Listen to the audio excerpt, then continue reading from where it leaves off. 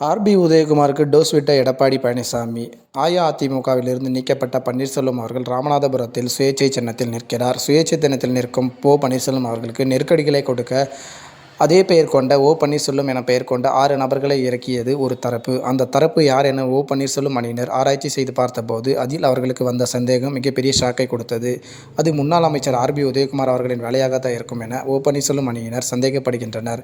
மேலும் பன்னீர்செல்வம் அவர்கள் போட்டியிடுகின்ற ராமநாதபுரம் தொகுதியின் கூடுதல் பொறுப்பாளர்களாக எடப்பாடி பழனிசாமி அவர்களால் ஆர்பி உதயகுமார் நியமிக்கப்பட்டுள்ளார். அதன் பின்னணியில் விசாரித்த போது ஆர்பி உதயகுமார் அவர்களை எடப்பாடி பழனிசாமி கண்டித்ததாகவும், மற்ற தொகுதிகளை விட ராமநாதபுரம் தொகுதியில் அதிக கவனம் செலுத்த வேண்டும் எனவும், பன்னீர்செல்வம் டெபாசிட்டை பெறக்கூடாது எனவும் எடப்பாடி பழனிசாமி ஆர்பி உதயகுமாருக்கு எச்சரிக்கை விடுத்ததாகவும் கூறப்படுகிறது. இருந்தபோதிலும் ஆர்பி உதயகுமார் பல்வேறு நெருக்கடிகளை பன்னீர்செல்வம் அவர்களுக்கு கொடுத்து வருகிறார். குறிப்பாக ஓபிஎஸ் என பெயர் கொண்ட 6 நபர்களை களத்தில் இறக்கியது. மேலும் ஓபிஎஸ் எதிர்பார்த்த வாலி சின்னத்தை மற்ற பன்னீர்செல்வம் பெயர் கொண்ட நபர்களை கேட்க செய்தது.